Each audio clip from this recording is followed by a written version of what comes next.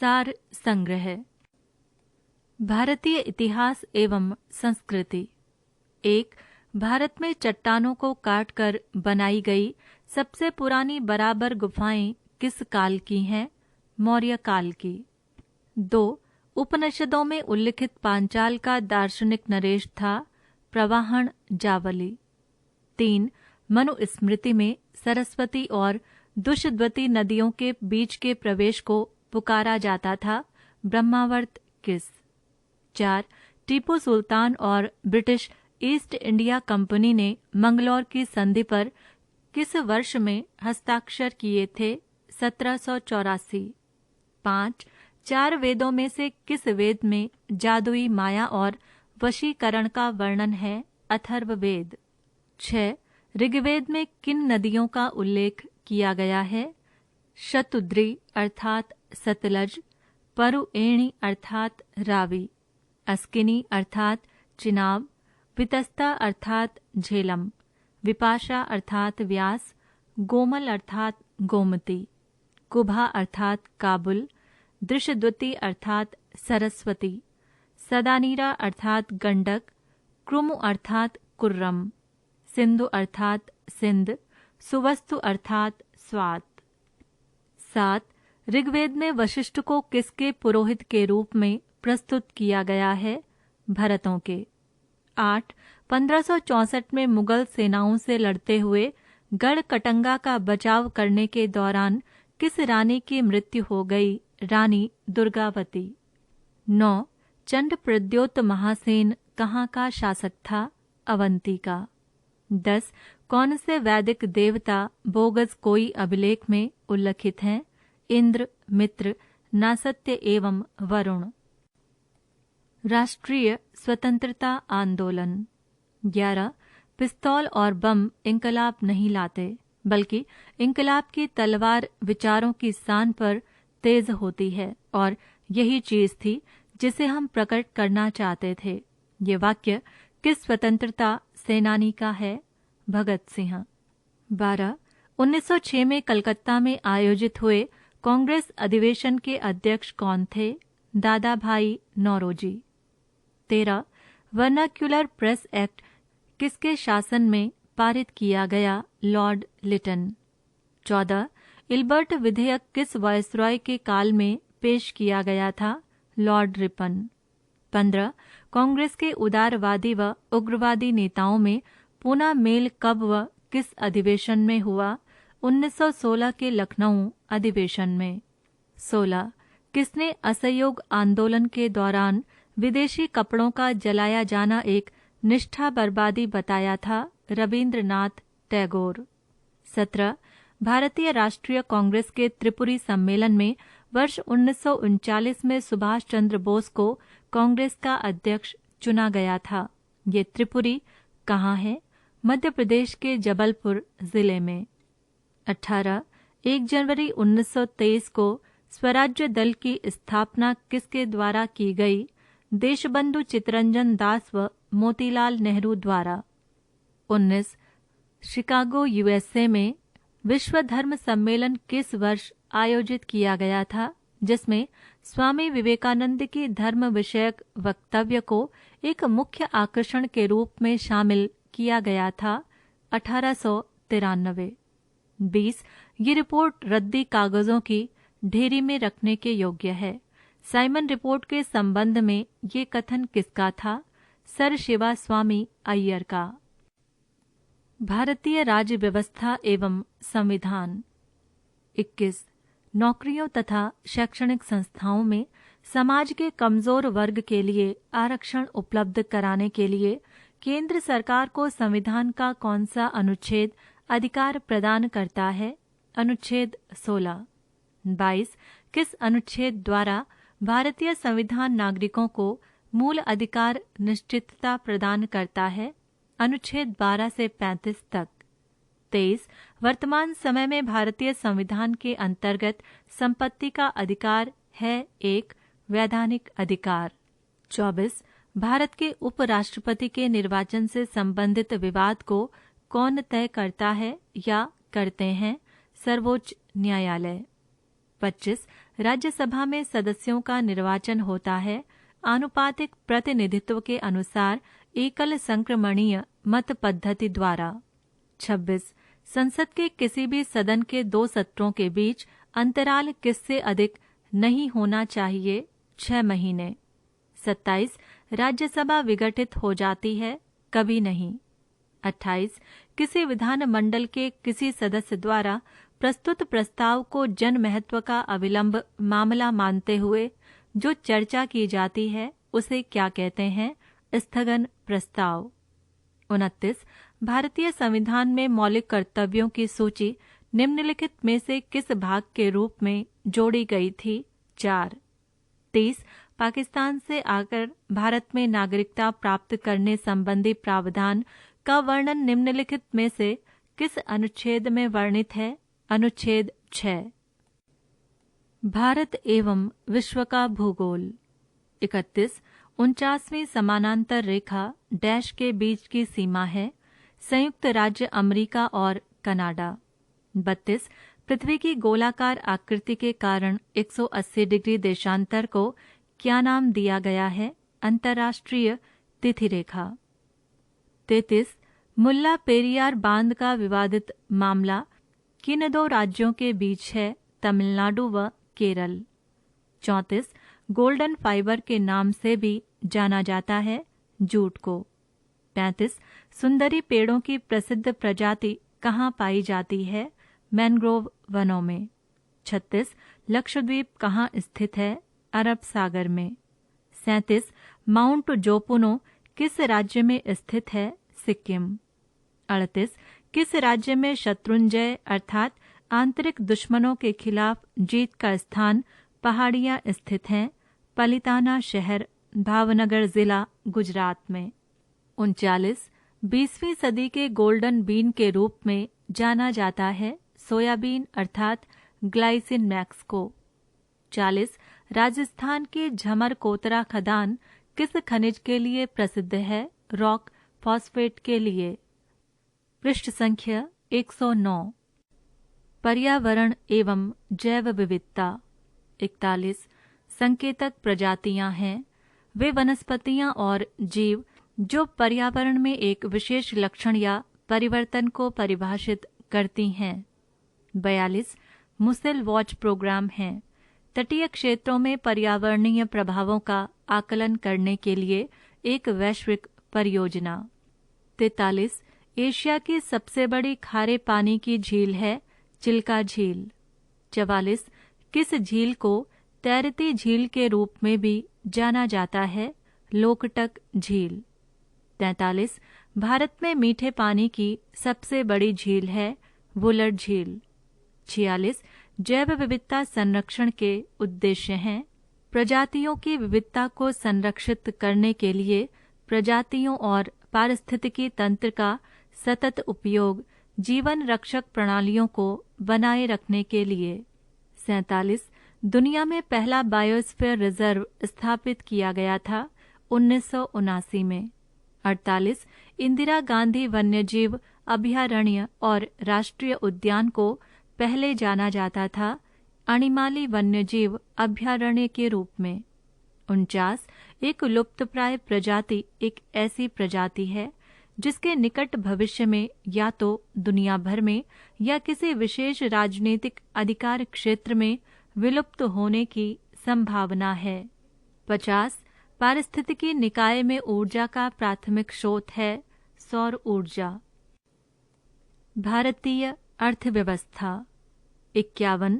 Stagflation क्या होता है, मंदी के साथ मुद्रास्फीति। 52. किसी एजेंसी के द्वारा भारत की राष्ट्रीय आय का अनुमान लगाया जाता है, केंद्रीय सांख्यिकी संगठन। 53.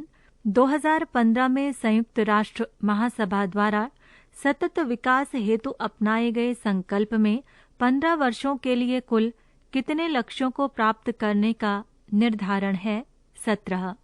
54. हेडलाइन मुद्रास्फीति को मापने के लिए भारत के निम्नलिखित मूल्य सूचकांकों में से कौन सा माना जाता है, थोक मूल्य सूचकांक। 55. मुद्रा का अवमूल्यन भुगतान घाटे के संतुलन को सही कर सकता है, क्योंकि ये विदेशी मुद्रा में निर्यात की कीमत कम करता है और घरेलू मुद्रा में आयात की कीमत बढ़ाता है। 56 देश के पूरे आय और व्यय का पूरा ब्यौरा, जिसे बजट कहा जाएगा, संसद के समक्ष पेश करना होगा। ये संविधान के किस अनुच्छेद में लिखा हुआ है?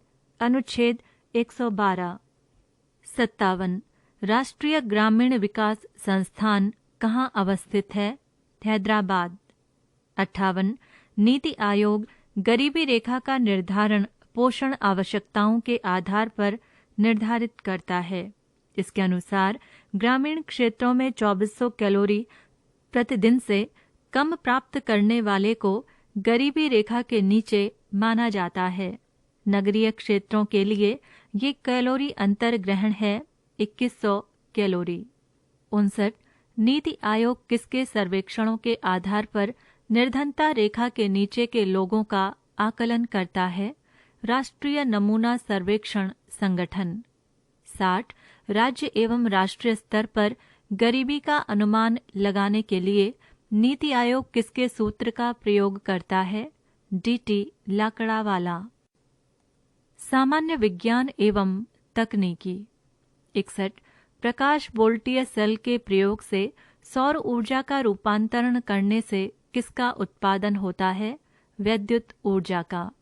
62 किसी पिंड के उस गुण धर्म को क्या कहते हैं जिससे वो सीधी रेखा में विराम या एक समान गति की स्थिति में किसी भी परिवर्तन का विरोध करता है? जड़त्व।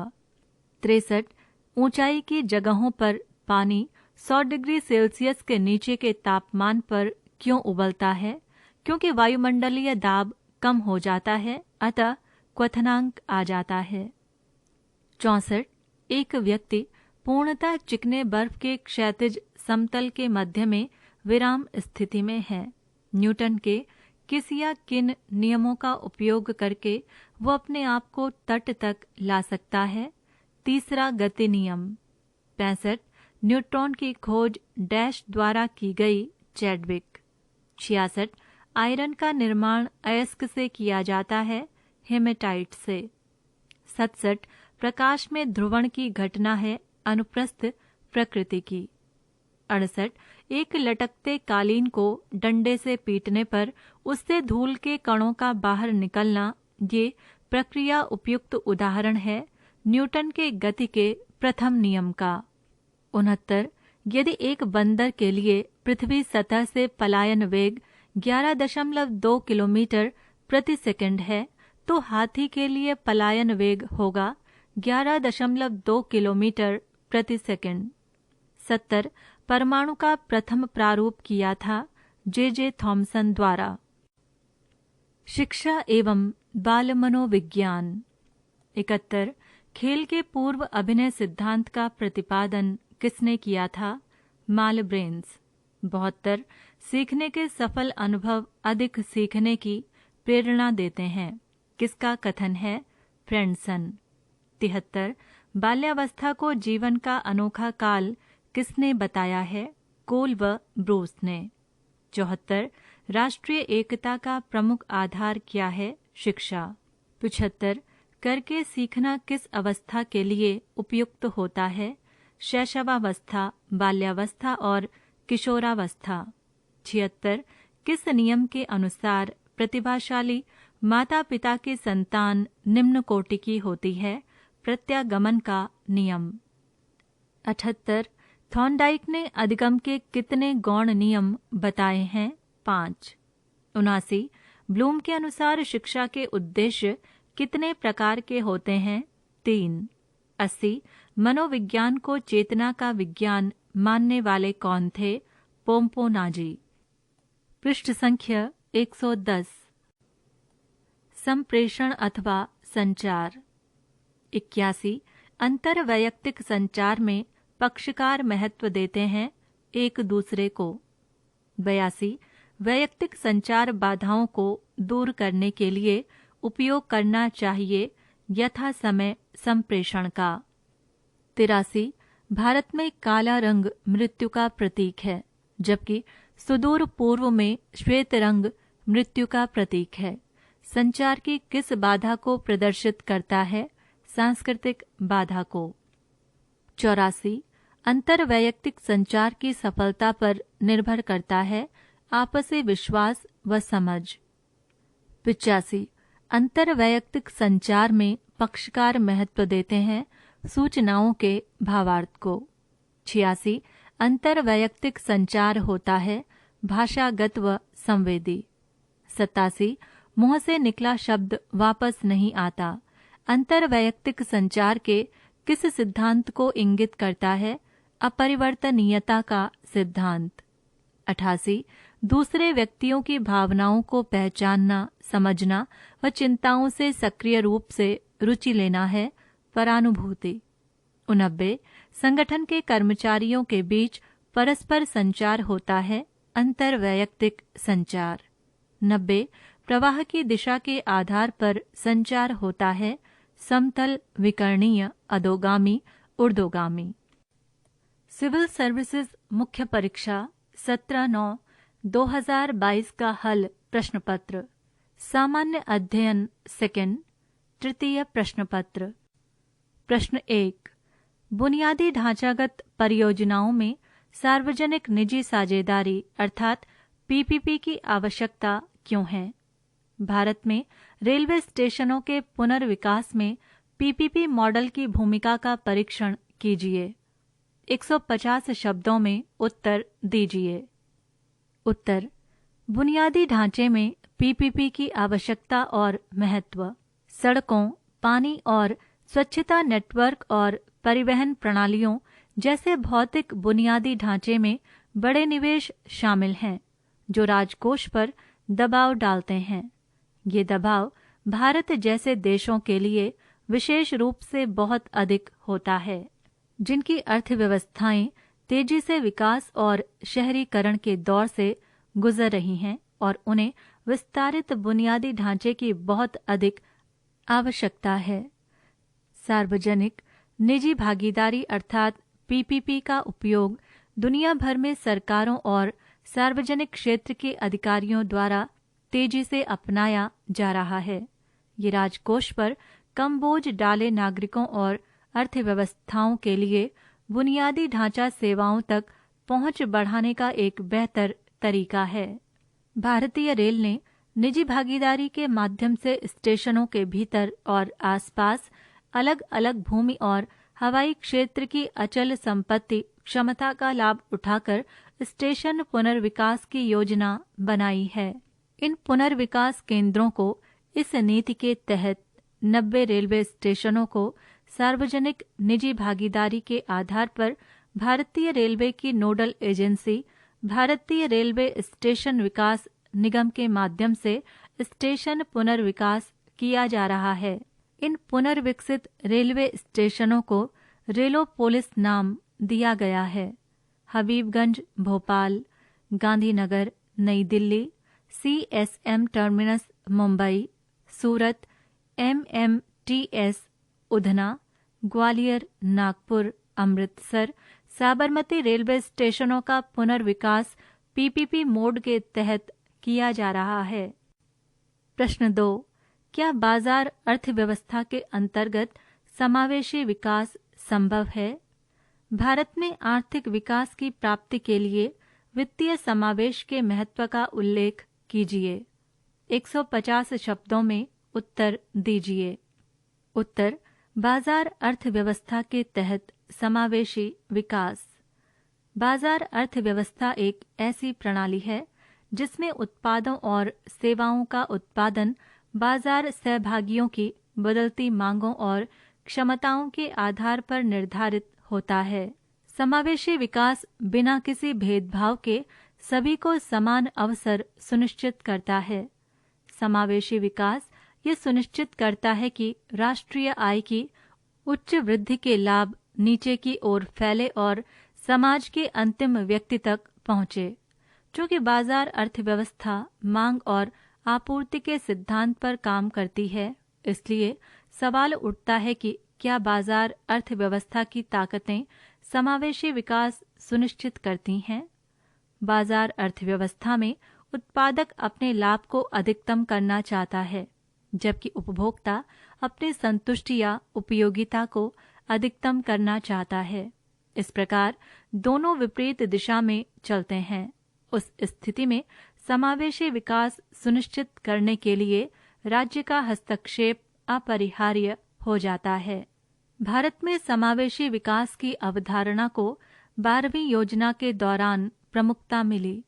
भारत सरकार और आरबीआई ने वित्तीय समावेशन के माध्यम से समावेशी विकास को बढ़ाने के लिए कदम उठाए। वित्तीय समावेशन का मतलब है कि व्यक्तियों और व्यवसायों के पास उपयोगी और किफायती वित्तीय उत्पादों और सेवाओं तक पहुंच है, जो उनकी जरूरतों को पूरा करते हैं। लेन देन, भुगतान, बचत, क्रेडिट और बीमा एक जिम्मेदार और टिकाऊ तरीके से वितरित किए जाते हैं। पीएम जन धन योजना वित्तीय समावेशन को बढ़ावा देने के लिए दुनिया में सबसे बड़ी पहलों में से एक है। प्रश्न 3, भारत में सार्वजनिक वितरण प्रणाली अर्थात पीडीएस की प्रमुख चुनौतियां क्या हैं? इसे किस प्रकार प्रभावी तथा पारदर्शी बनाया जा सकता है? 150 शब्दों में उत्तर दीजिए। उत्तर: सार्वजनिक वितरण प्रणाली या पीडीएस।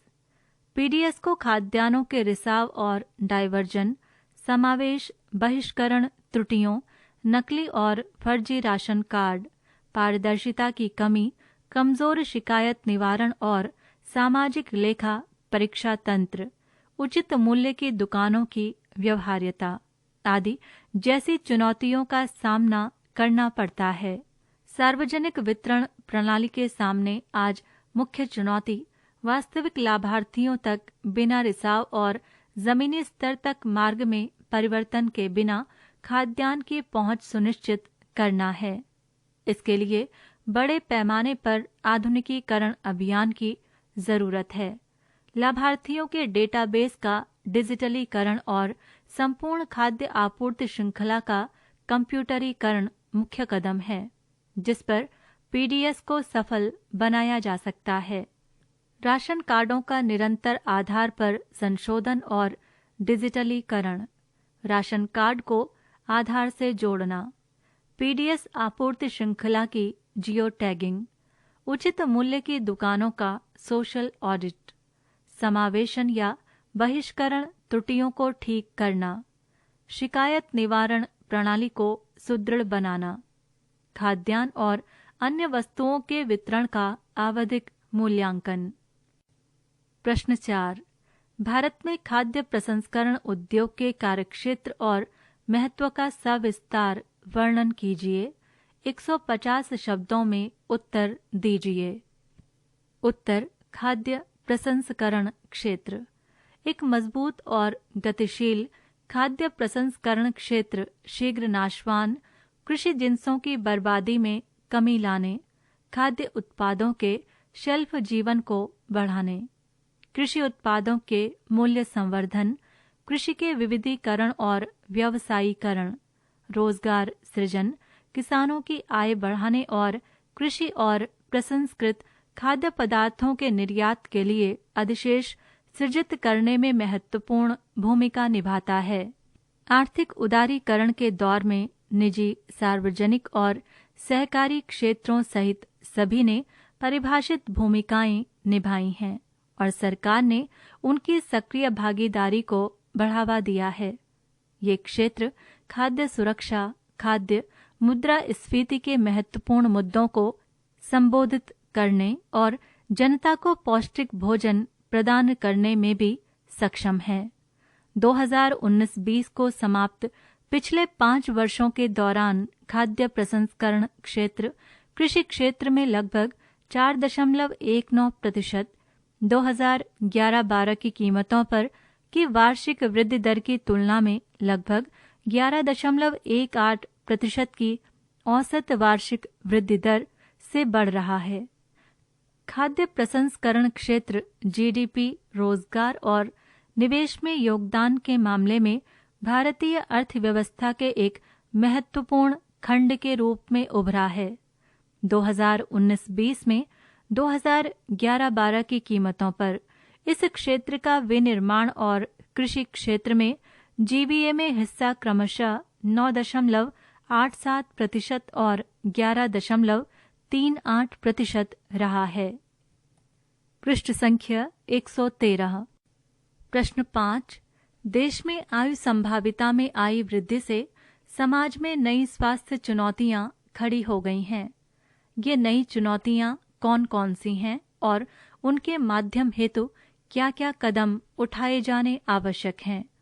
150 शब्दों में उत्तर दीजिए। उत्तर: आयु संभावित में वृद्धि और उससे जुड़ी चुनौतियां।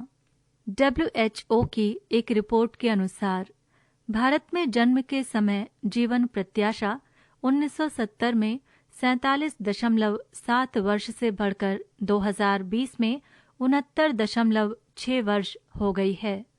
ऐसा स्वास्थ्य सेवाओं में सुधार से संभव हुआ है। 1970 और 2016 के बीच भारतीय महिलाओं में जन्म के समय जीवन प्रत्याशा में 24 वर्ष की वृद्धि हुई, जबकि इसी अवधि में पुरुषों में जन्म के समय जीवन प्रत्याशा में 20 वर्ष की वृद्धि हुई।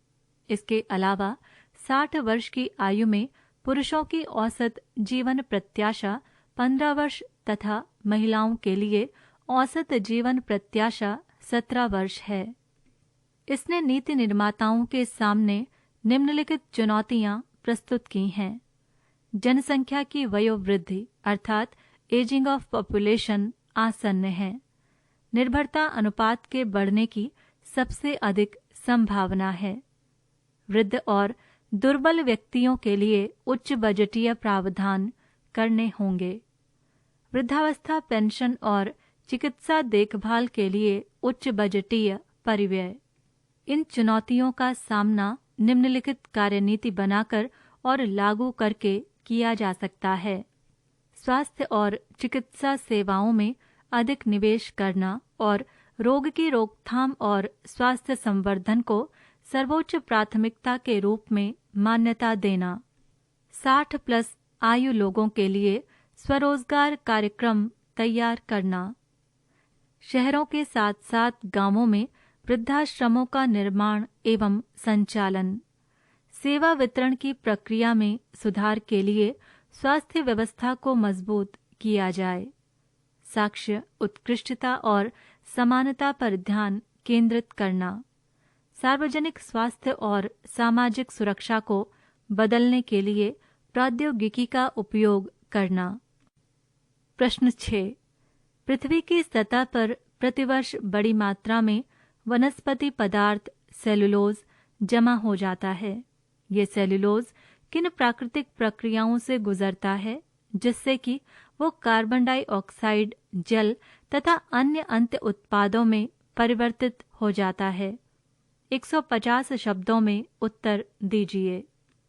उत्तर: सेलुलोज को एंजाइम सेल्यूलोज सिंथेज द्वारा संश्लेषित किया जाता है, जो एक कोशिका कला की प्रोटीन है, जो सबस्ट्रेट यूडीपी ग्लूकोज से सेलुलोज उत्पाद में ग्लूकोज के प्रत्यक्ष बहुलकीकरण को उत्प्रेरित करता है।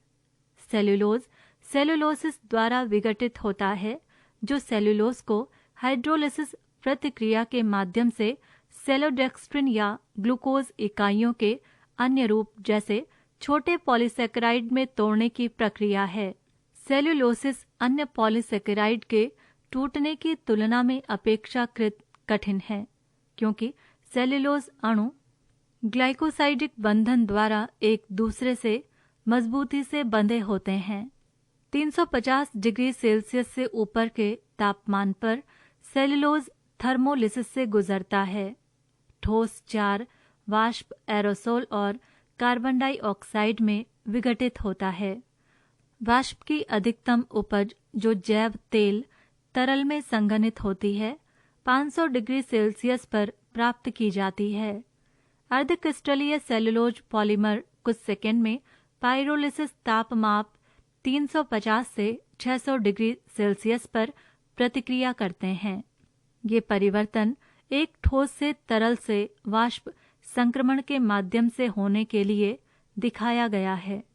मध्यवर्ती तरल सेलुलोज या पिघला हुआ सेलुलोज केवल 1 सेकंड के एक अंश के लिए मौजूद है। पिघला हुआ सेलुलोज का निरंतर अपघटन प्राथमिक प्रतिक्रियाओं के माध्यम से फ्यूरॉन, पाइरान, प्रकाश, ऑक्सीजन और गैसों सहित अस्थिर यौगिकों का उत्पादन करता है। प्रश्न 7, इसके निर्माण, प्रभाव और शमन को महत्व देते हुए फोटोकेमिकल स्मॉग की विस्तार पूर्वक चर्चा कीजिए। 1999 के गोथेनबर्ग प्रोटोकॉल को समझाइए। 150 शब्दों में उत्तर दीजिए। उत्तर: फोटोकेमिकल स्मोक का निर्माण स्मोक तथा फॉग, जिन्हें हिंदी में कोहरा कहते हैं, के मिलन से होता है। ये कृत्रिम बादल जैसा वातावरण प्रस्तुत कर देते हैं, जिसके चलते दूर की छोड़ें कई बार कदमों में पड़ी वस्तु भी स्पष्ट रूप से दिखाई नहीं पड़ती है। स्मोक का मुख्य कारण धूल, जलवाष्प तथा कई विषैली गैसों का मिश्रण होता है। उस तरह के वातावरण में इंसानों को श्वास लेने में भी कठिनाई का सामना करना पड़ता है। विष भरे इस प्रदूषण के वातावरण में जलवाष्प तथा धूल के कणों के साथ नाइट्रोजन ऑक्साइड, सल्फर डाइऑक्साइड और कुछ अन्य कार्बनिक यौगिकों का असंगामी मिश्रण के रूप ले लेते हैं तथा प्रकाश की उपस्थिति में ओजोन का निर्माण करते हैं। लाखों की संख्या में सड़कों पर दौड़ती गाड़ियां, शहरों के कूड़े कचरे को जलाने से निकलने वाला हानिकारक धुआं, कारखाने तथा कोयला आधारित बिजली उत्पादन स्टेशन, डीजल और पेट्रोल वाहन, सॉल्वेंट्स, क्लीनर और तेल, पेंट, कीटनाशकों और प्रदूषक हवाएं फोटो रासायनिक स्मोक का कारण बनती हैं। एक ऋतु की फसल लेने के बाद किसान अपने खेतों के घास फूस को जलाकर आगामी फसल के लिए खेत तैयार करते हैं, जिससे बड़े स्तर पर प्रदूषण फैलता है। इसके अलावा भी दिवाली जैसे पर्व के अवसर पर पटाखे तथा आतिशबाजी इस माहौल को बद से बदतर बना देती है। स्मोग न केवल इंसानों, जानवरों एवं पेड़ पौधों के लिए हानिकारक है, बल्कि ये भूमि प्रदूषण को भी बढ़ावा देता है। पूरे शहर को घेर लेता है, जो बेहद हानिकारक है। इससे न केवल विजिबिलिटी कम होती है, बल्कि चर्म, दमा रोगों का कारण भी बनती है। समूचा शहर मानो रेंग कर चल रहा हो। गाड़ियां देर से चलने के कारण हमारे समूचे सिस्टम पर इसका बड़ा प्रभाव पड़ता है। Gothenburg protocol 1999। इस प्रोटोकॉल का आधिकारिक नाम है UNECE, अर्थात protocol to abate acidification, eutrophication and ground level ozone. इस प्रोटोकॉल का उद्देश्य उन प्रदूषकों से निपटना या जो अम्लीकरण और भूतल के समीप के ओजोन के आधारभूत कारण हैं। प्रश्न 8, भारतीय उपमहाद्वीप के संदर्भ में बादल फटने की क्रियाविधि और घटना को समझाइए। हाल के 2 उदाहरणों की चर्चा कीजिए। 150 शब्दों में उत्तर दीजिए। उत्तर: बादल फटने की एक बहुत ही विशिष्ट परिभाषा होती है यदि लगभग 10 किलोमीटर इंटू 10 किलोमीटर क्षेत्र में लगभग 10 सेंटीमीटर या प्रति घंटे से अधिक की वर्षा दर्ज की जाती है, तो इसे बादल फटने की घटना के रूप में वर्गीकृत किया जाता है और इस परिभाषा के अनुसार आधे घंटे में 5 सेंटीमीटर वर्षा को भी बादल फटने की श्रेणी में रखा जाएगा। ये भारतीय परिस्थितियों के लिए एक विसंगति ही है।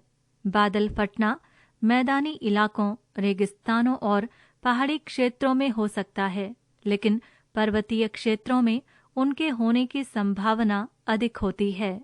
बादल फटना तब होता है जब हवा का बहुत गर्म प्रवाह ऊपर की ओर तेज गति से जाने के कारण संतृप्त बादल बनाते हैं, लेकिन जो बारिश पैदा करने में असमर्थ होते हैं।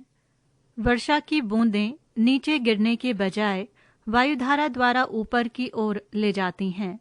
ऊपर जाने के क्रम में जैसे जैसे बादल कम तापमान वाले क्षेत्र में ऊपर उठते हैं, नई बूंदें बनती हैं और मौजूदा बारिश की बूंदों का आकार बढ़ जाता है। एक बिंदु के बाद बारिश की बूंदें इतनी भारी हो जाती हैं कि बादल में वे बूंदें टिकी नहीं रह पाती हैं और वे एक साथ अचानक गिरना शुरू कर देती हैं। सामान्य परिस्थितियों में अवरोध जैसे किसी पर्वत की उपस्थिति बादल फटने की घटनाओं को बढ़ा देती हैं, उन्हें और तेज कर देती है। पृष्ठ संख्या 114। हाल ही में हिमालय में बादल फटने की अधिकांश घटनाएं इसी कारण से हुई हैं। यहाँ बादल फटना तब हुआ जब गर्म, नम और जलवाष्प से लदी हवाएं हिमालय की ठंडी हवाओं के साथ मिल गईं, जिसके परिणाम स्वरूप अचानक संघनन हुआ। पहाड़ी इलाके गर्म हवा की धाराओं को लंबवत ऊपर की ओर बढ़ने में सहायता करते हैं और ये दो तरह से होता है। पानी से भरी हवाओं को गीली तराई क्षेत्र से अधिक नमी अवशोषित करने की अनुमति देकर और फिर पानी से भरी हवाओं को हिमालय की ढलान के साथ उठने की अनुमति देकर। अत्यधिक वर्षा का ऐसा तंत्र हिमालयी क्षेत्र के लिए असामान्य नहीं है। नहीं, इस प्रकार की बाढ़ असामान्य है, क्योंकि इस तरह की घटना हिमालय में हमेशा एक या दूसरे क्षेत्र में होती ही रहती हैं। ये आवश्यक नहीं है कि बादल फटना तभी होगा जब बादल पहाड़ जैसे ठोस पिंड से टकराएंगे। ऐसा ही एक बादल हिमालय क्षेत्र में तब फटा जब 2013 में हिमालय की ढलान के साथ मानसूनी हवाएं ऊपर उठ रही थीं। जब मानसून की धाराएं दक्षिण में उत्तर पश्चिम की ओर बढ़ती हैं, तो वो हिमालय के दक्षिणी ढाल के सहारे ऊपर उठती हैं और जेट धारा द्वारा लाए गए पश्चिमी विक्षोभ उत्तर भारत में पश्चिम से पूर्व की ओर बढ़ आए थे। मानसून हवाएं और निम्न दबाव प्रणाली पहले ही बंगाल की खाड़ी से आगे बढ़ चुकी थी और पश्चिमी विक्षोभ हिमालय के ऊपर अपने आप को स्थापित कर गोल घूमते हुए ऊपर की ओर जा रहा था। जब मानसून हवाओं ने जेट धारा द्वारा लाए हुए पछुआ हवाओं का सामना किया, तो ये नम हवाएं गोल गोल तेज गति से ऊपर उठने लगीं, जैसे जेट धारा ने उसे चूस लिया हो। पछुआ हवाएं वस्तुतः मानसून प्रणाली से जुड़ी हुई थीं। दोनों प्रणालियों ने एक दूसरे को नमी प्रदान करने के कारण गहन अंतःक्रिया को जन्म दिया। मानसून के साथ साथ पश्चिमी हवाओं के असामान्य संयोजन के कारण नमी से लदी हवा का तीव्र उत्थान हुआ, जो ऊपर उठती जेट धाराओं द्वारा चूसा गया था, जिसके परिणाम स्वरूप बहुत ही प्रलयकारी बारिश हुई, जिससे बादल फट गए और यही जिससे जून 2013 में अत्यधिक अपवाह और भूस्खलन बाढ़ का कारण बना। भारत के मरुस्थलीय भागों में बादल फटने की घटना नम हवा के स्थानीयकृत ताप द्वारा सहायता प्राप्त संवहन में वृद्धि या उनके उत्थान के कारण होता है, और यही कारण है कि रेगिस्तान में भी बादल फट सकते हैं। 2006 की बाड़मेर एक ऐसा ही मामला था, जो असामान्य रूप से भारी बारिश के कारण उत्पन्न हुआ था। 2020 की बांसवाड़ा बाढ़ एक और उदाहरण जोड़ती है, और इन सबसे ऊपर 2010 में आई लेह की बाढ़ है। इसका अर्थ है कि मरुस्थलीय भागों के ऊपर नम हवाएं थीं और तपती भूमि ने इन्हें गर्म कर तेजी से उठा दिया, तो वृष्टि प्रस्फोट का कारण बना। वर्ष 2020 में प्रकाशित एक अध्ययन ने केदारनाथ क्षेत्र में बादल फटने के पीछे के मौसम संबंधी कारकों की जांच की, जहां बादल फटने से वर्ष 2013 की विनाशकारी बाढ़ आई। प्रश्न 9, संगठित अपराधों के प्रकारों की चर्चा कीजिए। राष्ट्रीय और अंतर्राष्ट्रीय स्तर पर मौजूद संगठित अपराध और आतंकवादियों के बीच संबंधों का वर्णन कीजिए। 150 शब्दों में उत्तर दीजिए। उत्तर: संगठित अपराध। संगठित अपराधों को आमतौर पर निम्नलिखित 4 प्रमुख प्रकारों में वर्गीकृत किया जाता है। संगठित गिरोह अपराध, बैंक डकैती, अपहरण, हत्या, ऑटोमोबाइल और आभूषणों की चोरी, जैकेटियरिंग, वेश्यावृत्ति, जुआ और मादक पदार्थों की तस्करी जैसे वैध या नाजायज व्यवसाय से धन की उगाही करना। सिंडिकेट अपराध, अवैध वस्तुओं और सेवाओं की आपूर्ति, तस्करी, शराब का अवैध आसवन एवं बिक्री, जुआ, वेश्यावृत्ति और विदेशी मुद्रा उल्लंघन। तस्करी, ये भारत जैसे विकसित देशों में अत्यधिक प्रचलित आपराधिक गतिविधि है, जहां आधिकारिक स्थिति स्थानीय उत्पादों और उद्योगों को प्रोत्साहित करने और अधिकतम विदेशी मुद्रा के संरक्षण के लिए है। संगठित अपराध आपराधिक गिरोहों, पुलिस, नौकरशाही और राजनेताओं के बीच गठजोड़ का परिणाम है, जो देश के विभिन्न हिस्सों में व्याप्त है। पॉपुलर फ्रंट ऑफ इंडिया जैसे संगठनों, जम्मू कश्मीर में सक्रिय आतंकवादियों, नक्सल प्रभावित क्षेत्रों एवं पूर्वोत्तर राज्यों में सक्रिय आतंकवादियों को सीमा पार से फंडिंग और हथियार व गोला बारूद मिलती है। देश भर में उनके स्लीपिंग मॉड्यूल को जैश ए मोहम्मद, तहरीक उल फुरकान, अल-कायदा, हरकत उल मुजाहिदीन आदि से वित्तीय और सैन्य सहायता मिल रही है। नशीले पदार्थों की तस्करी, सोने की तस्करी और अन्य सामान, मानव व्यापार संगठित अपराध सिंडिकेट और आतंकवादी समूहों के साथ निकटता से जुड़ा हुआ है। मौजूदा आपराधिक न्याय प्रणाली, जिसे अनिवार्य रूप से व्यक्तिगत अपराधों, संगठित अपराधों से निपटने के लिए डिजाइन किया गया था, माफिया की गतिविधियों से निपटने में असमर्थ है। आर्थिक अपराधों के संबंध में कानून के प्रावधान कमजोर हैं। माफिया गतिविधियों के माध्यम से अर्जित संपत्ति को कुर्क करने में दुर्गम कानूनी कठिनाइयां हैं। प्रश्न 10, भारत में समुद्री सुरक्षा चुनौतियां क्या हैं? समुद्री सुरक्षा में सुधार के लिए की गई संगठनात्मक, तकनीकी और प्रक्रियात्मक पहलों की विवेचना कीजिए। 150 शब्दों में उत्तर दीजिए। उत्तर, भारत में समुद्री सुरक्षा चुनौतियां। भारत की मुख्य भूमि लक्षद्वीप द्वीप समूह और अंडमान और निकोबार द्वीप समूह की तटरेखा की कुल लंबाई 7516.6 किलोमीटर है। कई अंतर्राष्ट्रीय समुद्री मार्ग हिंद महासागर से होकर गुजरते हैं।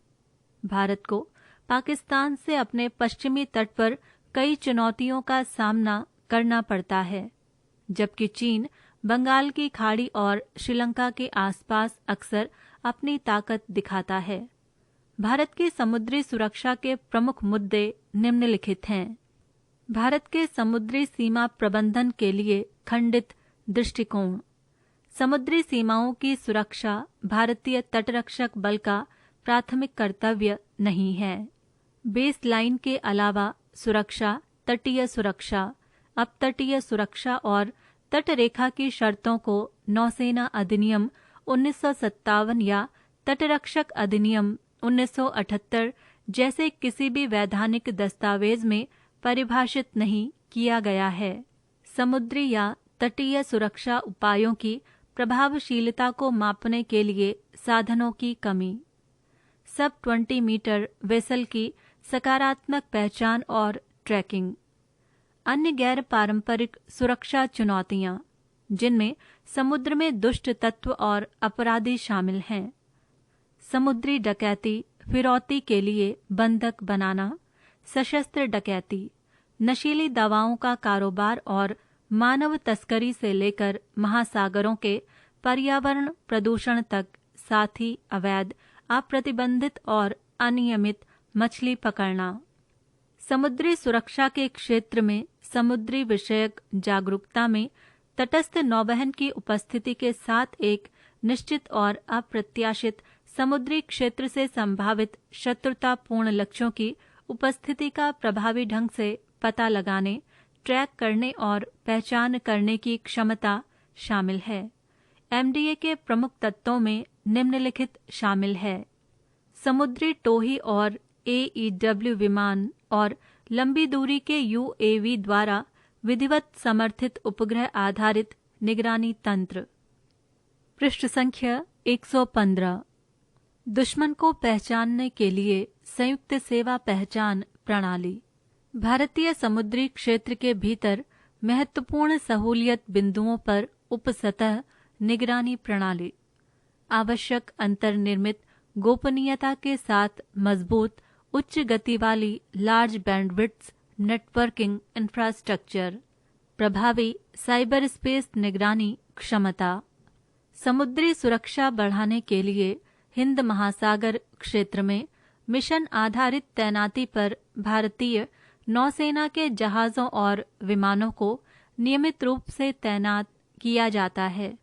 भारत भारतीय समुद्री क्षेत्र में समुद्री विषयक जागरूकता पैदा करने के लिए मित्र देशों के साथ समुद्री सूचना का द्विपक्षीय रूप से आदान प्रदान भी करता है। प्रश्न 11। हाल के दिनों का आर्थिक विकास श्रम उत्पादकता में वृद्धि के कारण संभव हुआ है। इस कथन को समझाइए। ऐसे समृद्धि प्रतिरूप को प्रस्तावित कीजिए जो श्रम उत्पादकता से समझौता किए बिना अधिक रोजगार उत्पत्ति में सहायक हो। 250 शब्दों में उत्तर दीजिए। उत्तर: श्रमिक उत्पादकता जनित स्थायी दीर्घकालिक आर्थिक विकास। ये तथ्य स्वप्रमाणित है कि स्थायी दीर्घकालिक आर्थिक विकास श्रम उत्पादकता में वृद्धि से आता है। श्रम उत्पादकता वो उत्पादन है जो प्रत्येक नियोजित कामगार अपने समय की प्रति इकाई से उत्पादित करता है। भौतिक पूंजी, बुनियादी ढांचे और प्रौद्योगिकी की उपलब्धता से श्रम उत्पादकता में सुधार होता है। औद्योगिक, कृषि और सेवा क्षेत्र में तकनीकी प्रगति के परिणाम स्वरूप उच्च श्रम उत्पादकता और इसके परिणाम स्वरूप आर्थिक विकास की उच्च वृद्धि हासिल हुई है। श्रम उत्पादकता में कई गुना वृद्धि के कारण उदारीकरण, निजीकरण और वैश्वीकरण के युग के दौरान भारतीय अर्थव्यवस्था में 7+ % की वृद्धि दर देखी गई। उत्पादकता में वृद्धि फर्मों को समान स्तर के इनपुट के लिए अधिक उत्पादन करने, उच्च राजस्व अर्जित करने और अंततः उच्च सकल घरेलू उत्पाद उत्पन्न करने के अवसर प्रदान करती है। श्रम उत्पादकता वृद्धि आमतौर पर उच्च मजदूरी और बेहतर काम करने की स्थिति से जुड़ी होती है। लंबी अवधि में बढ़ी हुई उत्पादकता आर्थिक विकास की कुंजी है। बेहतर और अधिक रोजगार सृजित करने पर ध्यान दिया जाना चाहिए, विशेष रूप से वे जो काम करने वाले कामगारों की गरीबी की उच्च सांद्रता को अवशोषित कर सकते हैं। ऐसी नौकरियों के सृजन के लिए आवश्यक तत्वों में श्रम प्रधान उद्योगों, विशेष रूप से कृषि में निवेश करना, रोजगार की संरचना में उच्च उत्पादकता वाले व्यवसायों और क्षेत्रों में बदलाव को प्रोत्साहित करना और अनौपचारिक अर्थव्यवस्था में नौकरी की गुणवत्ता का उन्नयन करना शामिल है। इसके अलावा गरीब लोगों को आवश्यक कौशल और संपत्ति प्रदान करने पर भी ध्यान दिया जाना चाहिए, जो उन्हें रोजगार क्षमता में किसी भी विस्तार का पूरा लाभ उठाने में सक्षम बनाए। हालांकि ऐसी रणनीतियां अक्सर रोजगार की मात्रा को संबोधित करती हैं, जबकि गुणात्मक आयाम जैसे कि इक्विटी, सुरक्षा, गरिमा और स्वतंत्रता अक्सर अनुपस्थित या न्यूनतम होते हैं। सामान्य तौर पर गरीबी हटाने की रणनीतियों सहित राष्ट्रीय गरीबी कम करने की रणनीतियां रोजगार कार्यक्रमों, सामाजिक सुरक्षा या काम पर अधिकारों पर टिप्पणी नहीं करती हैं। नहीं वे गरीबी उन्मूलन पर नीतियों के प्रभावों का गहन विश्लेषण प्रस्तुत करते हैं। प्रश्न 12। क्या आपके विचार में भारत अपनी ऊर्जा आवश्यकता का 50% भाग वर्ष 2030 तक नवीकरणीय ऊर्जा से प्राप्त कर लेगा? अपने उत्तर के औचित्य को सिद्ध कीजिए। जीवाश्म ईंधनों से सब्सिडी हटाकर उसे नवीकरणीय ऊर्जा स्रोतों में लगाना उपर्युक्त उद्देश्य पूर्ति में किस प्रकार सहायक होगा, समझाइए। 250 शब्दों में उत्तर दीजिए। उत्तर: भारत में नवीकरणीय ऊर्जा की संभाव्यता।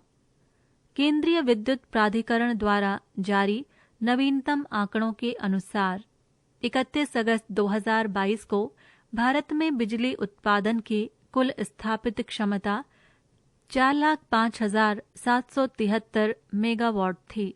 इसमें से 1,16,078 मेगावाट अक्षय ऊर्जा स्रोतों जैसे सौर ऊर्जा, पवन ऊर्जा, बायोमास बिजली, लघुपन बिजली और अपशिष्ट से ऊर्जा एवं 46,850 मेगावाट हाइड्रो पावर से था। इस प्रकार 1,62,928 मेगावाट स्थापित क्षमता अक्षय स्रोतों से है, जो कुल स्थापित क्षमता का 40.15% है। भारत ने नवंबर 2021 में 2030 तक गैर जीवाश्म ऊर्जा स्रोतों से अपनी स्थापित बिजली क्षमता का 40% हासिल करने का लक्ष्य हासिल कर लिया है। भारत ने अपने राष्ट्रीय स्तर पर निर्धारित योगदान के हिस्से के रूप में COP21 में इस लक्ष्य के लिए प्रतिबद्धता प्रदर्शित की थी। भारत के नवीकरणीय स्रोतों का विकास पथ उल्लेखनीय है। अब ये निश्चित प्रतीत होता है कि बिजली उत्पादन में वर्ष 2030 तक अक्षय स्रोतों का हिस्सा 50% से अधिक हो जाएगा। एक स्वैप स्वच्छ ऊर्जा संक्रमण को निधि देने के लिए सब्सिडी सुधार से कुछ बचत को पुनः आवंटित करना, दीर्घकालिक स्थायी उत्सर्जन में कमी, अर्थव्यवस्था, नौकरियों, सार्वजनिक स्वास्थ्य और लैंगिक समानता में योगदान को बढ़ा सकता है। वैश्विक स्तर पर ऐसे प्रयास पहले से ही हो रहे हैं। जीवाश्म ईंधन सब्सिडी में गिरावट आई है, जबकि नवीकरणीय निवेश अब जीवाश्म ईंधन आधारित ऊर्जा उत्पादन में निवेश से अधिक है। लेकिन परिवर्तन की गति में काफी तेजी लाने की जरूरत है।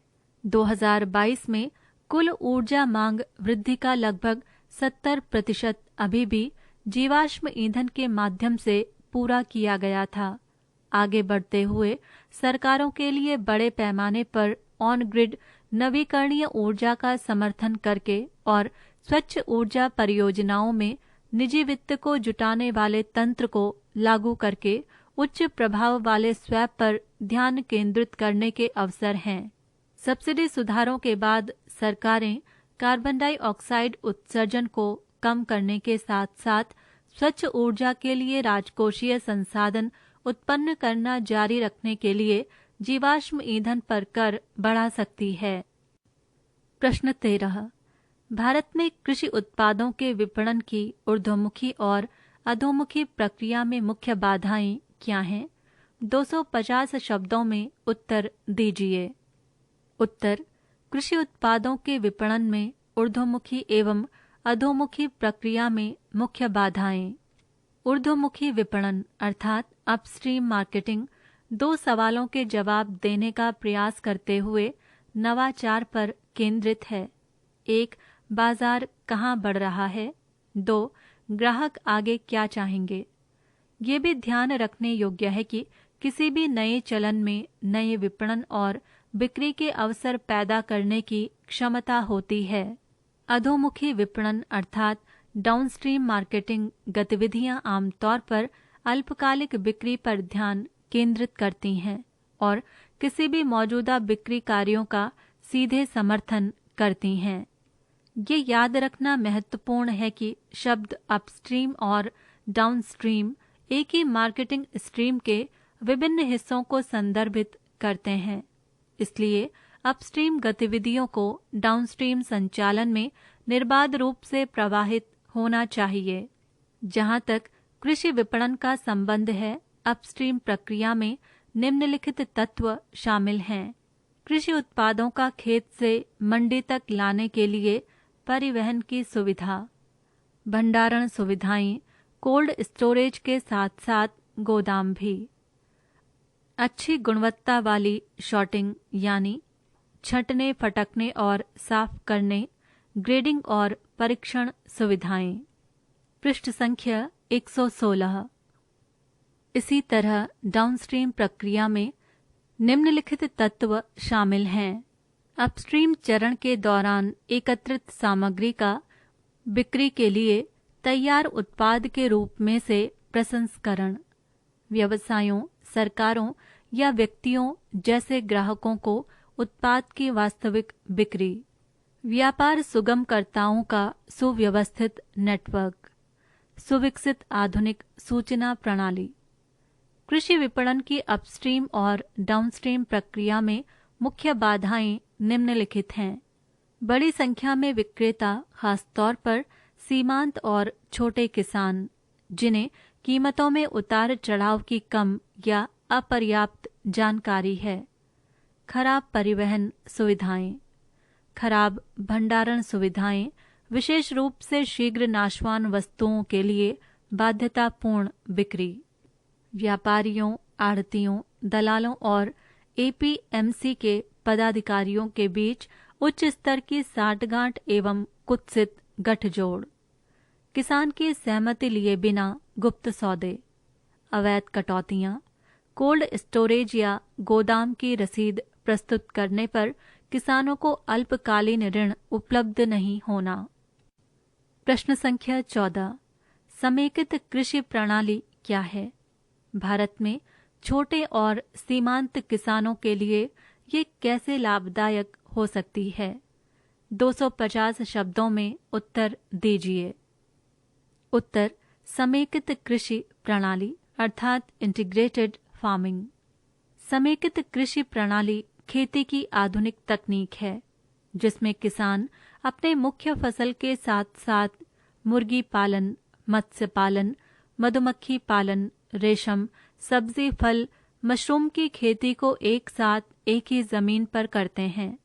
इसमें एक घटक दूसरे घटक के उपयोग में लाया जाता है, जिससे किसान एक फसल पर निर्भरता कम करते हुए अथवा उसके घाटे की संभावनाओं को भी कम कर सकते हैं। इसमें किसानों की आमदनी बढ़ाने में काफी मदद मिलती है। समेकित कृषि में खेती के सभी घटकों को शामिल किया जाता है, जिससे किसानों को साल भर आमदनी होती रहती है। जब एक दूसरे के पूरक एवं पारस्परिक लाभों के संयोग को अपनाकर कई तरीके की कृषि उपायों का उत्पादन किया जाता है तो इसे समेकित कृषि प्रणाली का नाम दिया जाता है। 2. मछली के तालाबों के साथ सुअर पालन और कुक्कुट पालन का संयोग मछली उत्पादन हेतु एक उल्लेखनीय पूरक संसाधन निर्मित करता है, जो मछली के आहार तथा तालाब को उर्वर बनाने की 50% से अधिक लागत को कम करता है। 3. एक स्थानीय और प्रणाली जनित व्यर्थों के संयोग पर टिकी रह सकती है, जिसमें कुक्कुट, बीट, पशु गोबर व सुअरों के बचे हुए आहार तथा पोषक समृद्ध मछली तालाब जल लागत मूल्यों में कमी लाते हुए वापस सीधे खेत में पहुंचा दिया जाता है। 4. मछली पालन, कृषि, कुक्कुट पालन, सुअर पालन, खरगोश पालन, बकरी पालन, सिंचाई साधन इत्यादि उपयुक्त कृषि उपांगों के संयोग को एक दूसरे के साथ समेकित किया जा सकता है, जो कि उनकी स्थानीय उपलब्धता, संभावना और लोगों की आवश्यकता पर निर्भर करता है। समेकित कृषि तंत्र के लाभ: 1. खाद्य उत्पादन में वृद्धि एवं जनसंख्या का भरण पोषण। 2. कार्बनिक अपशिष्ट रूपांतरण के द्वारा मिट्टी की उपजाऊ शक्ति को बनाए रखना। 3. समेकित कृषि व्यवस्था से मिट्टी क्षरण को भी रोका जा सकता है, क्योंकि ये व्यवस्था कृषि वानिकी को बढ़ावा देती है। उपर्युक्त समेकित गैर रोजगार के साधनों से ग्रामीण जनता की आय में वृद्धि होती है, जिसके फलस्वरूप उनका जीवन स्तर ऊंचा उठता है। प्रश्न संख्या 15. 25 दिसंबर 2021 को छोड़ा गया जेम्स वेब अंतरिक्ष टेलीस्कोप तभी से समाचारों में बना हुआ है। उसमें ऐसी कौन सी अन्य विशेषताएं हैं जो उसे इससे पहले के अंतरिक्ष टेलीस्कोपों से श्रेष्ठ बनाती हैं? इस मिशन के मुख्य ध्येय क्या हैं? मानव जाति के लिए इसके क्या संभावित लाभ हो सकते हैं? 250 शब्दों में उत्तर दीजिए। उत्तर, क्या है नासा का James Webb telescope? James Webb अब तक का सबसे बड़ा और ताकतवर टेलीस्कोप है। नासा ने इसे यूरोपियन स्पेस एजेंसी और कैनेडियन स्पेस एजेंसी के साथ मिलकर विकसित किया है।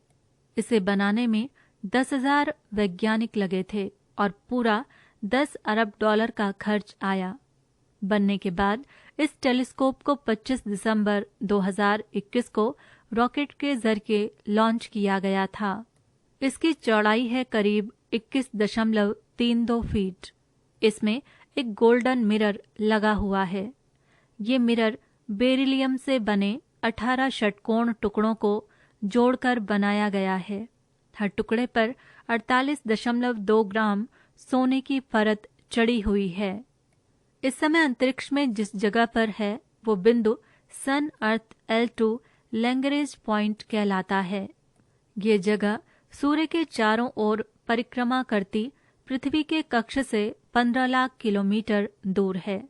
सन अर्थ सिस्टम वो जगह है जहां सूर्य और पृथ्वी का गुरुत्वाकर्षण बल एक दूसरे को काट देता है। इस कारण इस सतह पर रखी गई चीजें तुलनात्मक रूप से स्थिर रहती हैं। उन्हें उस जगह पर रखने के लिए ज्यादा एनर्जी या फ्यूल नहीं झोंकना पड़ता। हबल टेलीस्कोप से कैसे अलग है जेम्स वेब?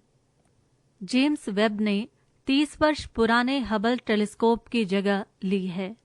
हबल से ये लगभग 100 गुना ज्यादा ताकतवर है।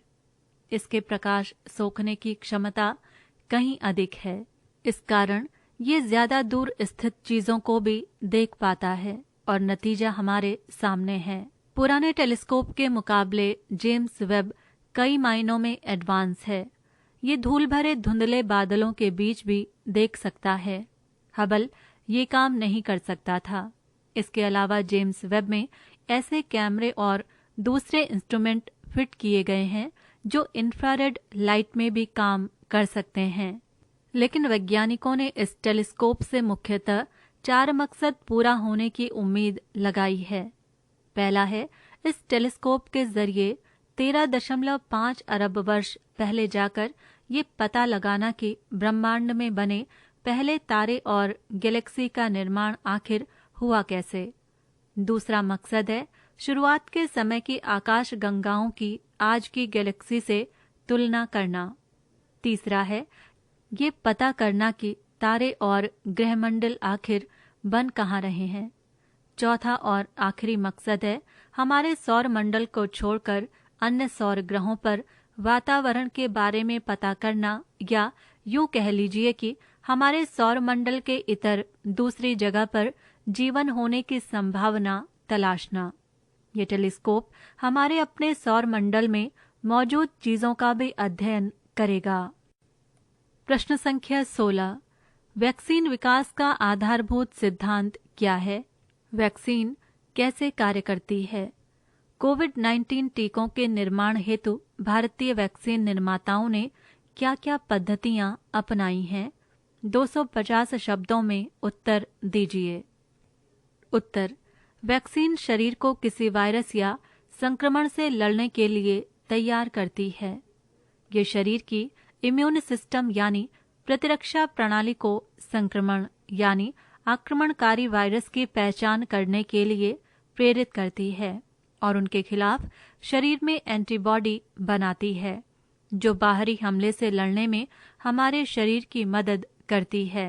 अमेरिका के centre of control and prevention का कहना है कि वैक्सीन बहुत ज्यादा शक्तिशाली होती है, क्योंकि ये अधिकांश दवाओं के विपरीत किसी बीमारी का इलाज नहीं करती, बल्कि बीमारियों से व्यक्तियों का बचाव करती है। पृष्ठ संख्या 117। सीडीसी का कहना है कि बाजार में लाए जाने से पहले वैक्सीन की गंभीरता से जांच की जाती है। पहले प्रयोगशालाओं में और फिर जानवरों पर इसका परीक्षण किया जाता है। उसके बाद ही मनुष्य पर वैक्सीन का ट्रायल होता है। लाइव एटेन्यूएटेड वैक्सीन ये पारंपरिक प्लेटफॉर्म है जिस पर पहले ही बड़ी संख्या में वैक्सीन उपलब्ध है। इस प्रक्रिया में पैथोजन को नॉन पैथोजेनिक बनाने के लिए कमजोर किया जाता है, लेकिन इम्यूनोजेनिसिटी बचा ली जाती है। चूंकि पूरा वायरस पूर्ण विकसित बीमारी का बन सकता है, इसलिए वायरस को रोग पैदा करने में असमर्थ होने के लिए म्यूटेशन पेश किया जाता है, लेकिन प्रतिरक्षा प्रतिक्रिया को प्रेरित करने की क्षमता होती है। भारत की सीरम इंस्टीट्यूट ऑफ इंडिया और इंडियन इम्यूनोलॉजिक्स इसी तरीके से SARS-CoV-2 वैक्सीन विकसित कर रही है। जो पैथोजेंस बहुगुणित नहीं हो सकते, वे बीमारी नहीं फैला सकते। ऐसे में फॉर्मेलिन जैसे केमिकल का इस्तेमाल कर वायरस या बैक्टीरिया को निष्क्रिय कर उन्हें सुरक्षित इम्यूनोजन में बदला जा सकता है। चूंकि निष्क्रिय वायरस या बैक्टीरिया मल्टीप्लाई नहीं कर सकता, तो हमें एक से ज्यादा डोज की जरूरत होती है और इम्यून प्रतिक्रिया को सुधारने के लिए अलग पदार्थ की भी जरूरत होती है। इसे एडजुवेंट कहा जाता है। प्रश्न संख्या 17। ग्लोबल वार्मिंग की चर्चा कीजिए और वैश्विक जलवायु पर इसके प्रभावों का उल्लेख कीजिए। क्योटो प्रोटोकॉल 1997 के आलोक में ग्लोबल वार्मिंग का कारण बनने वाली ग्रीनहाउस गैसों के स्तर को कम करने के लिए नियंत्रण उपायों को समझाइए। 250 शब्दों में उत्तर दीजिए। उत्तर: ग्लोबल वार्मिंग का अर्थ है पृथ्वी के तापमान में वृद्धि और इसके कारण मौसम में होने वाले परिवर्तन। पृथ्वी के तापमान में हो रही इस वृद्धि के परिणाम स्वरूप बारिश के तरीकों में बदलाव, हिमखंडों और ग्लेशियरों के पिघलने, समुद्र के जल स्तर में वृद्धि और वनस्पति तथा जंतु जगत पर प्रभावों के रूप में सामने आ सकते हैं। तापमान की इस वृद्धि से विश्व के सारे जीव जंतु बेहाल हो जाएंगे और उनका जीवन खतरे में पड़ जाएगा। पेड़ पौधों में भी इसी तरह का बदलाव आएगा। सागर के आसपास रहने वाली आबादी पर इसका सबसे ज्यादा असर पड़ेगा। जल स्तर ऊपर उठने के कारण सागर तट पर बसे ज्यादातर शहर इन्हीं सागरों में समा जाएंगे। हाल ही में कुछ वैज्ञानिक अध्ययन बताते हैं कि जलवायु में बिगाड़ का सिलसिला इसी तरह जारी रहा तो कुपोषण और विषाणु जनित रोगों से होने वाली मौतों की संख्या में भारी बढ़ोतरी हो सकती है। माना जा रहा है कि इसकी वजह से उष्णकटिबंधीय रेगिस्तानों में नमी बढ़ेगी। मैदानी इलाकों में भी इतनी गर्मी पड़ेगी जितनी कभी इतिहास में नहीं पड़ी। इस वजह से विभिन्न प्रकार की जानलेवा बीमारियां होंगी। ग्रीनहाउस गैसों में सबसे ज्यादा महत्वपूर्ण गैस कार्बन डाइऑक्साइड है, जिसे हम जीवित प्राणी अपने सांस के साथ उत्सर्जित करते हैं। पर्यावरण वैज्ञानिकों का मानना है कि पिछले कुछ वर्षों से पृथ्वी पर कार्बन डाइऑक्साइड गैस की मात्रा लगातार बढ़ी है। वैज्ञानिकों द्वारा कार्बन डाइऑक्साइड के उत्सर्जन और तापमान वृद्धि से गहरा संबंध बताया जाता है। ग्रीनहाउस गैसों का उत्सर्जन पावर स्टेशन से 21.3%, इंडस्ट्री से 16.8%, यातायात और गाड़ियों से 14%, खेती किसानों के उत्पादों से 12.5%, जीवाश्म ईंधन के इस्तेमाल से 11.3%, रिहायशी क्षेत्रों से 10.33%, बायोमास जलने से 10%, कचरा जलाने से 3.4%। क्योटो प्रोटोकॉल 1997 के प्रमुख सुझाव: ऊर्जा दक्षता में वृद्धि, सतत वन प्रबंधन, वनीकरण और पुनर्वनीकरण के माध्यम से ग्रीनहाउस गैसों के सिंक और जलाशयों का संवर्धन, सतत कृषि को बढ़ावा देना, नवीन और नवीकरणीय ऊर्जा, कार्बन पृथक्करण पर अनुसंधान और विकास, ग्रीनहाउस उत्सर्जक क्षेत्रों के लिए राजकोषीय प्रोत्साहन कम करना और हटाना। ग्रीनहाउस गैसों के उत्सर्जन मॉन्ट्रियल प्रोटोकॉल में कमी का उल्लेख नहीं किया गया है। अपशिष्ट प्रबंधन और ऊर्जा प्रबंधन के माध्यम से मीथेन उत्सर्जन को सम्मिलित करना। प्रश्न संख्या 18। भारत में तटीय अपरदन के कारणों एवं प्रभावों को समझाइए। खतरे का मुकाबला करने के लिए उपलब्ध तटीय प्रबंधन तकनीकें क्या हैं? 250 शब्दों में उत्तर दीजिए। उत्तर: भारत में तटीय अपरदन समुद्र की घटनाओं के विभिन्न हाइड्रोडायनेमिक प्रभावी जैसे लहरों, ज्वार, महासागरीय धाराओं, तलछट की कमी और अपस्फीति आदि के कारण समुद्र तट का क्षरण होता है। इस हाइड्रोडायनेमिक प्रभाव के परिणाम स्वरूप तलछट की काफी गति होती है, जो अंततः तट के आकारिकी में परिवर्तन का कारण बनती है। लहर प्रमुख कारकों में से एक है जो तट के किनारे कटाव और अभिवृद्धि का कारण बनती है। तटीय क्षेत्र में संरचनाओं के अनियोजित निर्माण के कारण भी समुद्र तटों का क्षरण होता है। तट के किनारे कई कारखानों, आवास और पर्यटन की स्थापना के कारण समुद्री संसाधनों का दोहन होता है। इसके परिणाम स्वरूप वाणिज्यिक उद्देश्य के लिए तटीय इनलेट्स का भूमि सुधार हुआ है या निर्माण के लिए समुद्र तट की रेत को हटा दिया गया है, जिसने समुद्र के पारिस्थितिकी तंत्र को अस्थिर कर दिया है। अनियोजित संरचनाओं के निर्माण के परिणाम स्वरूप आसन्न तट में परिवर्तन हुआ है, जिससे कटाव में वृद्धि हुई है। तटीय सुरक्षा के तरीके। तटीय सुरक्षा विधियों को मोटे तौर पर नरम समाधान और कठोर समाधान के रूप में वर्गीकृत किया जाता है। कृत्रिम समुद्र तट पोषण या नरम समाधान, रेत को मौजूदा समुद्र तट में जोड़ना, तटीय कटाव से निपटने के लिए प्राकृतिक पर्यावरण के अनुकूल तरीका अपनाना, ये वनस्पति जीवों को संरक्षित करता है। मनोरंजन के अवसर बाढ़ को नियंत्रित करता है। सुरक्षात्मक संरचनाएं या कठिन समाधान। क. समुद्री दीवार खड़ी करना, अपेक्षाकृत विशाल संरचनाएं तटरेखा के समांतर, मलबे का टीला या ऊर्ध्वाधर अखंड संरचनाएं। ख. पुनरीक्षण, तटरेखा के समानांतर और इस तरह से ढलान किया गया कि तटरेखा प्रोफाइल के प्राकृतिक ढलान से मेल खा सके। समुद्र की दीवारों के समान लहरों के जुड़ाव के निचले स्तर के संपर्क में। रब्बल माउंड संरचनाएं और बैक स्लोप कवच की सुविधा नहीं है। ग. अन्य सुरक्षात्मक संरचनाएं। बल्कहेड मुख्य रूप से भूमि को बनाए रखते हैं। डाइक मुख्य रूप से बाढ़ को रोकते हैं। तलछट चलन को शामिल करते हुए संरचनाएं। ए. ग्रोयंस, आमतौर पर एक श्रृंखला में निर्मित तटरेखा के लंबवत लंबे किनारे के बहाव को बाधित या कम करके तलछट को शामिल करता है। पृष्ठ संख्या 118। बी. अपतटीय ब्रेक वाटर या अलग सी वॉल, आमतौर पर एक श्रृंखला में निर्मित तटरेखा तक पहुंचने से पहले लहरों को तोड़ देता है। ली साइड पर शांत क्षेत्र प्रदान करके तलछट को शामिल करता है। घ. कृत्रिम चट्टानें या बैठे समुद्र तट या मिलें।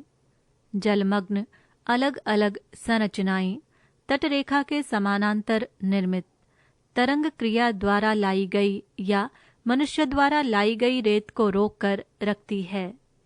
अन्य तरीके। पहला, कृत्रिम समुद्र तट पोषण और संरचनाओं का संयोजन। 2. हल्की ढलान वाली समुद्री दीवार। 3. समुद्र तट भूजल तालिका या समुद्र तट निर्जलीकरण प्रणाली का नियंत्रण। चौथा, वनस्पति रोपण। पांचवा, जियोसिंथेटिक ट्यूब या बैग का उपयोग। प्रश्न संख्या 19, साइबर सुरक्षा के विभिन्न तत्व क्या हैं? साइबर सुरक्षा की चुनौतियों को ध्यान में रखते हुए समीक्षा कीजिए कि भारत ने किस हद तक एक व्यापक राष्ट्रीय साइबर सुरक्षा रणनीति सफलतापूर्वक विकसित की है। 250 शब्दों में उत्तर दीजिए।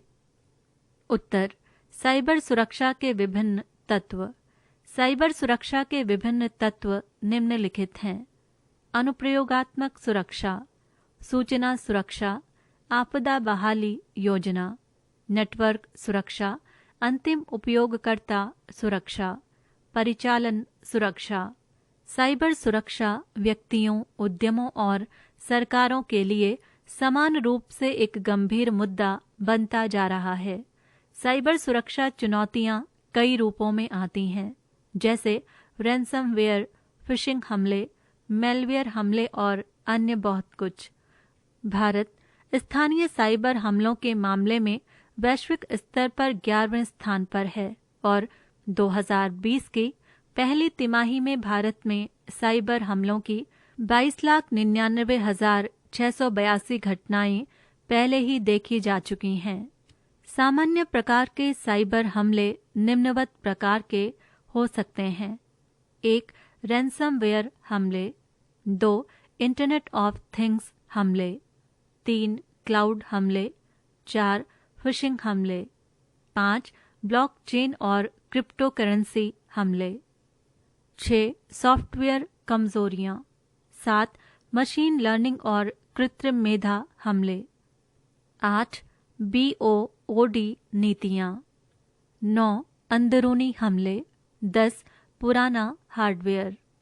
भारत की साइबर सुरक्षा रणनीति, जो साइबर स्पेस के लिए एक अलग विधायी ढांचा और खतरों, प्रतिक्रियाओं और शिकायतों को दूर करने के लिए एक शीर्ष निकाय के निर्माण का प्रस्ताव करती है, केंद्र सरकार के पास 1 वर्ष से अधिक समय से लंबित है।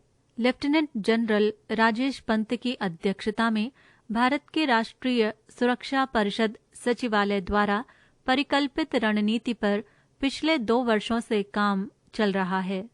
राष्ट्रीय साइबर सुरक्षा रणनीति 2021 प्रौद्योगिकी क्षेत्र में उभरती चुनौतियों का समाधान करने के लिए एक विधायी ढांचे की आवश्यकता पर बल देती है।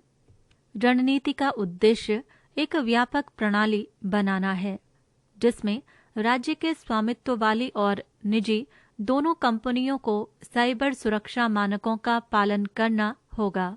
ये एक आवधिक साइबर ऑडिट के लिए एक मंच प्रदान करता है और शीर्ष निकाय द्वारा वार्षिक समीक्षा की सिफारिश करता है। प्रश्न 20, नक्सलवाद एक सामाजिक, आर्थिक और विकासात्मक मुद्दा है जो एक हिंसक आंतरिक सुरक्षा खतरे के रूप में प्रकट होता है। इस संदर्भ में उभरते हुए मुद्दों की चर्चा कीजिए और नक्सलवाद के खतरे से निपटने की बहुस्तरीय रणनीति का सुझाव दीजिए। 250 शब्दों में उत्तर दीजिए। उत्तर, नक्सलवाद एक सामाजिक, आर्थिक और विकासात्मक मुद्दा। नक्सली शब्द 1967 में पश्चिम बंगाल के एक छोटे से गांव नक्सलबाड़ी से आया है। नक्सलियों को वामपंथी, कट्टरपंथी कम्युनिस्ट माना जाता है जो माओवादी राजनीतिक भावना और विचारधारा के समर्थक हैं। प्रारंभ में इस आंदोलन का केंद्र पश्चिम बंगाल में था। बाद के वर्षों में ये CPI-M जैसे भूमिगत समूहों की गतिविधियों के माध्यम से कम विकसित छत्तीसगढ़, ओडिशा और आंध्र प्रदेश में फैल गया। पिछले 20 वर्षों में नक्सली ज्यादातर विस्थापित आदिवासी और मूल निवासी हैं, जो प्रमुख भारतीय शासन तंत्र और अर्धसैन्य बलों, निगमों और स्थानीय अधिकारियों, जिन्हें वे भ्रष्ट मानते हैं, से शोषण के खिलाफ लड़ रहे हैं। अब वे अपने लक्ष्य को प्राप्त करने के लिए हिंसा का सहारा लेते हैं। इस प्रकार नक्सलवाद एक हिंसक आंतरिक सुरक्षा खतरे के रूप में प्रकट होने वाला एक सामाजिक, आर्थिक और विकासात्मक मुद्दा बन गया है। ऑपरेशन समाधान नक्सल समस्या से निपटने के लिए गृह मंत्रालय की नई रणनीति है। The acronym Samadhan stands for smart leadership, aggressive strategy, motivation and training, actionable intelligence, dashboard based key performance indicators KPI and key result areas KRAs, harnessing technology, action plan for each theatre and no access to financing. Samadhan नाम का अर्थ smart नेतृत्व, आक्रामक रणनीति, प्रेरणा और प्रशिक्षण, कार्यवाही योग्य बुद्धिमत्ता, डैशबोर्ड आधारित प्रमुख प्रदर्शन संकेतक KPI और प्रमुख परिणाम क्षेत्र KRA, हार्नेसिंग तकनीक, प्रत्येक थिएटर के लिए कार्य योजना और वित्त पोषण तक कोई पहुंच नहीं है। इस रणनीति में निम्नलिखित शामिल हैं। गृह मंत्रालय ने हथियारों के लिए ट्रैकर्स और स्मार्ट गन में बायोमेट्रिक्स के उपयोग का सुझाव दिया है। जिलेटिन स्टिक्स और विस्फोटकों के लिए विशिष्ट पहचान संख्या, माओवादियों के गढ़ में तैनात केंद्रीय सशस्त्र पुलिस बल की प्रत्येक बटालियन के लिए कम से कम एक UAV या मिनी UAV, संचालन के लिए अधिक हेलीकॉप्टर सहायता, आपूर्ति के लिए सुदृढ़ीकरण में तेजी लाने के लिए इस्तेमाल किए जाने वाले हेलीकॉप्टर, उड़ानों के घंटों की संख्या में वृद्धि, अंतर्राज्यीय सीमाओं के साथ संचालन के लिए संयुक्त कार्यदलों का गठन किया जाएगा, बेहतर अंतर्राज्य समन्वय और खुफिया जानकारी साझा करना, नक्सल क्षेत्र में 400 फोर्टिफाइड पुलिस थाने स्थापित करना, वामपंथी उग्रवाद विशिष्ट योजनाओं की बहाली जैसे कि SRE, SIS, IAP या ACA, CIAT स्कूलों, धन शोधन निवारण अधिनियम की समीक्षा करना ताकि वामपंथी उग्रवाद समूहों के लिए निधि प्रवाह को प्रभावी ढंग से रोका जा सके, सोलर लाइट, 3G कनेक्टिविटी वाले मोबाइल टावर और रोड रेल कनेक्टिविटी पर फोकस के साथ बिल्डिंग इंफ्रास्ट्रक्चर फास्ट ट्रैकिंग, भारतीय सेना या विशेष बल जैसे ग्रेहाउंड नक्सलियों से निपटने के लिए बलों को प्रशिक्षित करने के लिए, बलों को प्रतिक्रियाशील होने के बजाय संचालन के स्वामित्व में अधिक सक्रिय और आक्रामक होना चाहिए। उपर्युक्त उपायों के साथ साथ वामपंथी आतंकवाद प्रभावित जिलों के सर्वांगीण विकास को बढ़ावा देने पर अधिक ध्यान दिया जा रहा है। पृष्ठ संख्या 119। कृषि 101 एक ऐसी भू संपत्ति जहां बिक्री के लिए एक नकदी फसल उगाई जाती है, उसे डैश के रूप में जाना जाता है। बागवानी खेती 102 बागवानी नकदी फसलों की एक विस्तृत श्रृंखला है जिसमें शामिल हैं फल, सब्जियां, फूल, औषधीय और सुगंधित पौधे, मशरूम, रोपण फसलें और मसाले। 103 जिस क्षेत्र में किसान केवल सब्जियों के विशेषज्ञ होते हैं, इस प्रकार की खेती को कहा जाता है ट्रक खेती। 104 मिश्रित खेती एक प्रकार की खेती है जिसमें फसल उगाना और पशुधन बढ़ाना दोनों शामिल हैं। 105 सामूहिक खेती एक प्रकार की खेती है जिसमें एक खेत या खेतों का एक समूह है जिसे खासकर एक साम्यवादी देश में एक इकाई के रूप में संगठित किया जाता है और राज्य पर्यवेक्षण के तहत मजदूरों के एक समूह द्वारा प्रबंधित और सहकारी रूप से काम किया जाता है। 106 स्वर्ण क्रांति किससे संबंधित है? बागवानी और शहद। 107 भूरी क्रांति किससे संबंधित है? चमड़ा, कोको। 108 मूंगा रेशम भारत के इनमें से किस राज्य से संबंधित है? असम। 109 कौन सा राज्य भारत में मिर्च का सबसे बड़ा उत्पादक है? आंध्र प्रदेश। 110 उर्वरकों की क्रांति का संबंध किस रंग से है? धूसर। कंप्यूटर ज्ञान। 111 बैंकों में चेकों को संसाधित करने के लिए बैंक कौन से निविष्ट तकनीक का प्रयोग करते हैं? MICR का। 112 कंप्यूटर संसाधक के संदर्भ में ALU का पूर्ण स्वरूप क्या है? Arithmetic logic unit. 113 डैश एक संसाधक के आंतरिक डेटाबेस में बिट्स की संख्या होती है। ये बिट्स की वो संख्या भी होती है जिसे संसाधक एक बार में संसाधित कर सकता है। Word length. 114 किसी संसाधक द्वारा प्रति सेकंड की जा सकने वाली संक्रियाओं की संख्या का निर्धारण किसके द्वारा किया जाता है? इसे मेगाहर्ट्ज या गीगाहर्ट्ज में व्यक्त किया जाता है। Clock speed. 115 कंप्यूटर की दूसरी पीढ़ी डैश पर आधारित थी? प्रथनकों पर। 116 आपने अभी अभी विंडोज 7 कंप्यूटर में जो डिस्क संस्थापित अर्थात इंस्टॉल की है उसमें नए खंड अर्थात वॉल्यूम बनाने और डिस्क को संरूपित अर्थात फॉर्मेट करने के लिए आप किस साधन अर्थात टूल का प्रयोग करेंगे? डिस्क मैनेजमेंट का। 117 पहली पीढ़ी के कंप्यूटरों में डैश का प्रयोग किया जाता था? निर्वात नलिकाओं अर्थात वैक्यूम ट्यूब्स का। 118 डेटा संचार के लिए फाइबर विद्युत की अपेक्षा डैश पर निर्भर होता है जो अति उच्च गति के उन इंटरनेट संयोजनों की सुविधाएं प्रदान करता है या करती है जो उच्च बैंडविड्थ संभालने में सक्षम होते हैं। प्रकाश।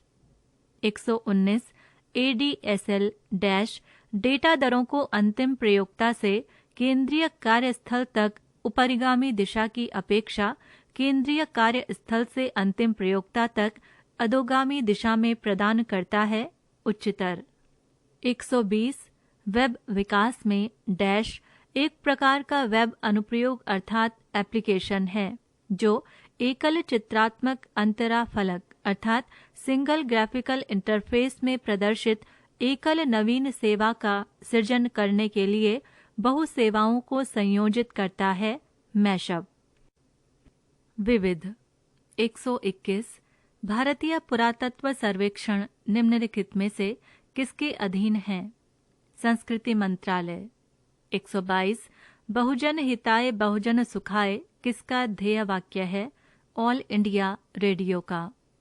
123 दारा शिकोह किस सूफी परंपरा का अनुयायी बन गया था? कादरी सिलसिला। 124 चतुर्भुजी विष्णु अंकित सिक्के जारी किए गए थे हुविश्क द्वारा।